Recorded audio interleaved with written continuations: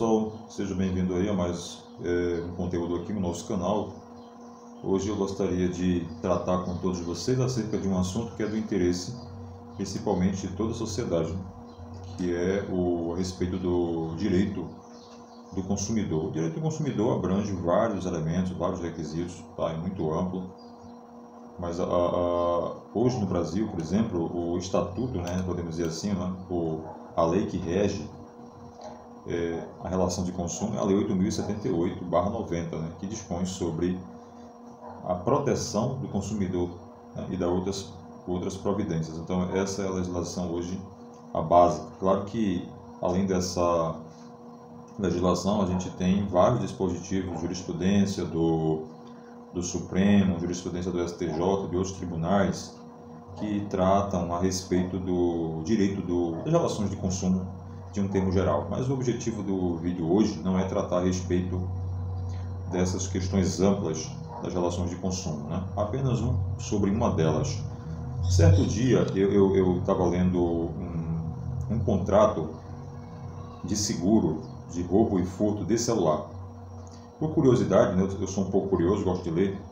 Inclusive, você que é consumidor deve sempre ler todos os contratos que você for fazer, seja de empréstimo, compra de um produto, o que você for fazer, você precisa ler o contrato, principalmente aquelas letras bem miudinhas que você tem ali, que você nem dá atenção. Às vezes ali é onde está, vou usar um termo aqui, coloque a maracutaia, aquele que coloca em xeque a credibilidade das relações de consumo. Gente, o consumidor, todos os dias, ele sofre algum tipo de vilipêndio. É muito difícil para uma pessoa que não busca um esclarecimento ficar atento a tudo isso. Porque a vida em si, no cotidiano, vai ser uma relação de consumo. O que você for fazer, você vai estar sempre ali dentro de uma relação de consumo. Principalmente você, pessoa física. Então, diariamente você observa o consumidor ele sendo, sofrendo vilipêndios dentro do seu direito. Uma compra de uma roupa, de um calçado, contrato de compra e venda de algum produto, enfim, ele sempre sofre, né, nessa sociedade aí alguns vilipêndios no que tange aos seus direitos. Então ele precisa estar sempre atento a isso. Eu sei que eu chegar aqui e pedir, né, que cada pessoa possa ler as legislações, é difícil, principalmente não, mas pelo menos você tem que procurar ler sempre que você tiver um tempo. Eu sei que hoje essa nossa sociedade não é uma sociedade que exercita a leitura. Antigamente você chegava numa clínica, por exemplo, e você via muitas pessoas com um livro de caça-palavras, com um gibi, sei lá, um livro de romance, qualquer coisa, um jornal. Geralmente hoje você chega, as pessoas estão com o celular, em redes sociais, tal. Alguns, em situações esporádicas, estão ali lendo alguma notícia, alguma coisa interessante. Então você também pode usar o seu smartphone aí para ler o Código de Defesa do Consumidor, né, a Lei 8.078/90. Porque não é uma legislação muito extensa, você vai entender. Principalmente, você não precisa nem ler tudo. Você precisa ler aqui, por exemplo, o artigo 6º, né, do CDC, onde você vai encontrar os direitos do consumidor. Então, pelo menos você lê esse artigo para você saber quais são os seus direitos, né, dentro dessa relação de consumo. Então, veja bem, voltando aqui ao que eu estava falando anteriormente, teve uma ocasião que eu peguei um contrato. Esses contratos, quando você vai comprar um aparelho celular, né, os vendedores são orientados a lhe oferecer o quê? O seguro contra furto e roubo, né? E aí eu fui ler esse contrato de furto. Gente, eu vou dizer uma coisa aqui para vocês. Tenha muito cuidado quando vocês forem comprar um aparelho eletrônico e for fazer um seguro de contra furto ou roubo. Por quê? Porque, às vezes, as cláusulas que estão ali inseridas são abusivas. Então, veja só, o que é que eu encontrei, isso bem no começo desse ano, né? Um contrato de furto e roubo de celular. A pessoa comprou um celular e ela fez esse contrato. O que é que diz lá no contrato? Que esse seguro, ele só vai cobrir no caso de furto, tá? No caso de furto, ele só vai te garantir um outro aparelho ou uma indenização se o furto ele for qualificado. Não nos casos de furto simples. Agora, veja só. Onde é que o vendedor vai saber lhe explicar, né? A não ser que ele seja formado em direito. o que estude para concurso, enfim, ele vai saber o que é um furto simples e o que é um furto qualificado. Então você acha que no momento que você vai comprar o seu aparelho celular, você vai ler isso aí, o vendedor vai lhe orientar, ó, é o seguinte, esse seguro de furto aqui só garante a você um aparelho, uma indenização correspondente se for um furto qualificado. Se for um furto simples, você não tem direito. Aí você fica sem saber. Então o que acontece? Você compra um celular, você é furtado, você vai na delegacia de polícia, fazer o boletim de ocorrência e você conta o que aconteceu. Você diz que foi numa casa lotérica, né? Deixou ali o seu celular no balcão enquanto estava fazendo ali o pagamento, né? No caixa, e aí a pessoa que estava atrás observou que você colocou ali o celular, você sai do caixa e esquece, né, de pegar ali o seu aparelho celular. Que estava atrás observou isso, pegou o celular. Ele não achou o celular, ele furtou o seu celular, né? Cometeu o crime de furto. Aí você vai na delegacia de polícia, faz esse boletim de ocorrência, tal, feliz da vida, gastou aí R$2.000 no seu smartphone. Quando você tem entrada no seguro, a empresa diz assim, ó, você não tem direito de receber um novo aparelho, porque seu furto, o seu seguro aqui só cobre furto qualificado. Aí você vai dizer, mas o que é isso? Por quê? Porque o furto que você está relatando aqui no seu boletim de ocorrência que você fez é um furto simples, não é um furto qualificado. Então, o seguro não pode lhe dar outro aparelho celular, né? E você vai ficar sem saber o que fazer. Você pode entrar com uma ação judicial, no juizado especial, com certeza. Por quê? Porque essa cláusula é abusiva. E depois vocês vão saber o porquê. Então, veja só. É vantagem hoje fazer um seguro de furto contra o seu celular? Depende. Se você ler lá o seu contrato, você lê o contrato que está lá isso inscrito, tá? Você não deve fazer, a não ser que o vendedor chegue para você, que vai ser muito difícil, raramente isso vai acontecer, isso nunca vai acontecer em loja nenhuma. Diga assim, olha, você está contratando aqui um seguro de furto, mas o furto tem que ser qualificado. O que é um furto qualificado? Ele vai explicar para você o que é um furto qualificado.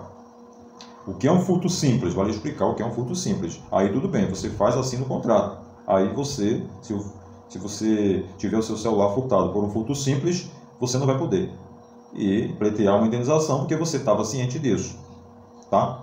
Agora veja só, de qualquer forma,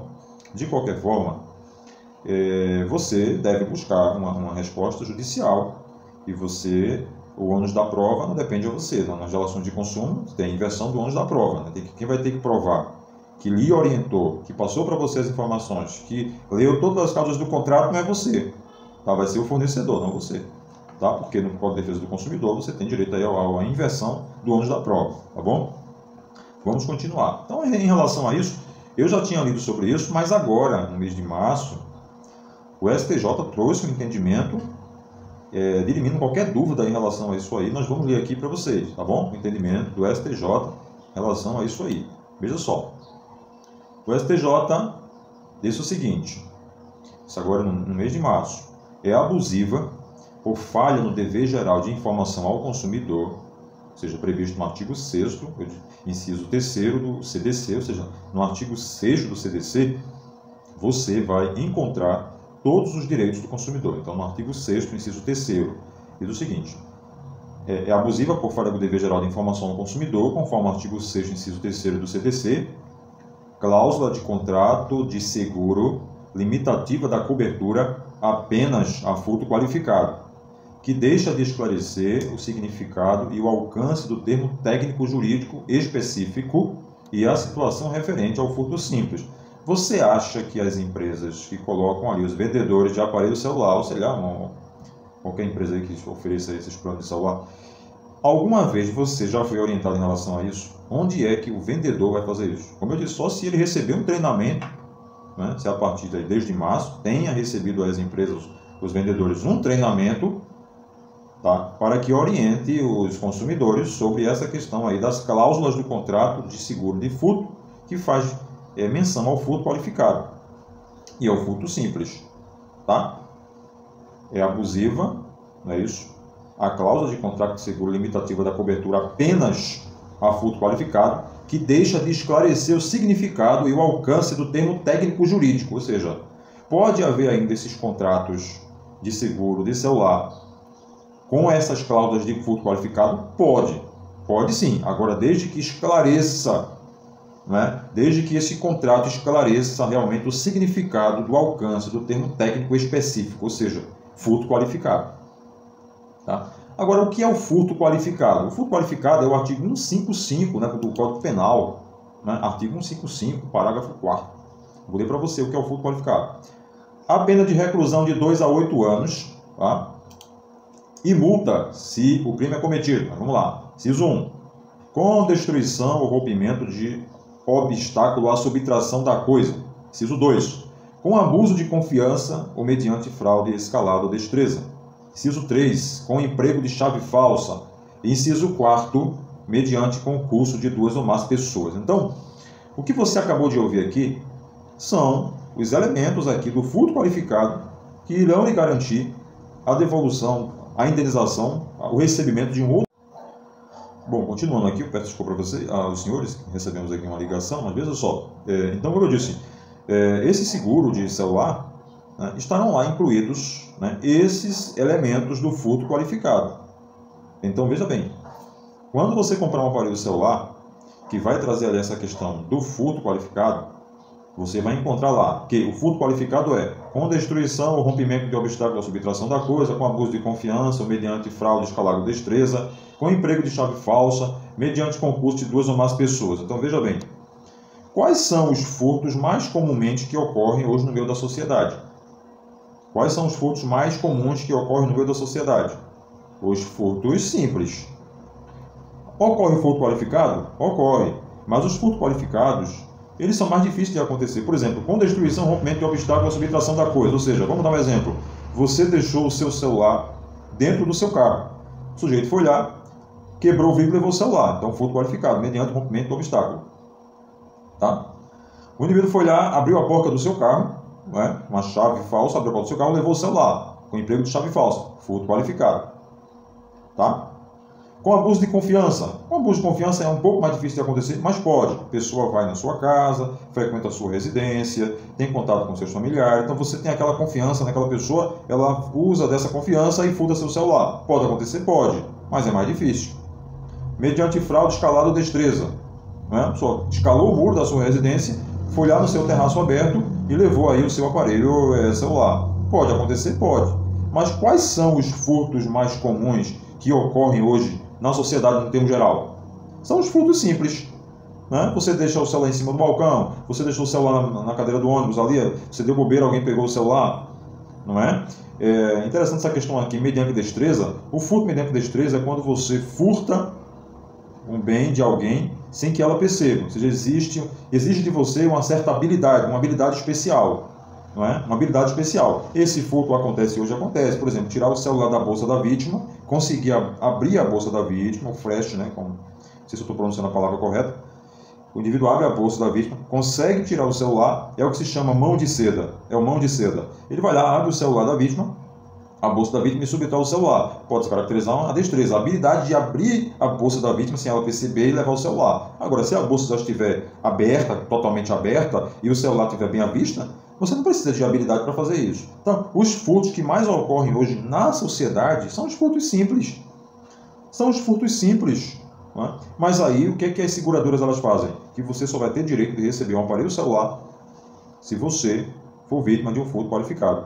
Foi justamente essas cláusulas que eu encontrei no contrato de furto para aparelho celular. Então, você vai fazer um seguro aí do seu aparelho celular? Faça o seguro. Agora, leia as cláusulas e as condições. E se você aceitar essas condições, você não pode depois pleitear uma indenização.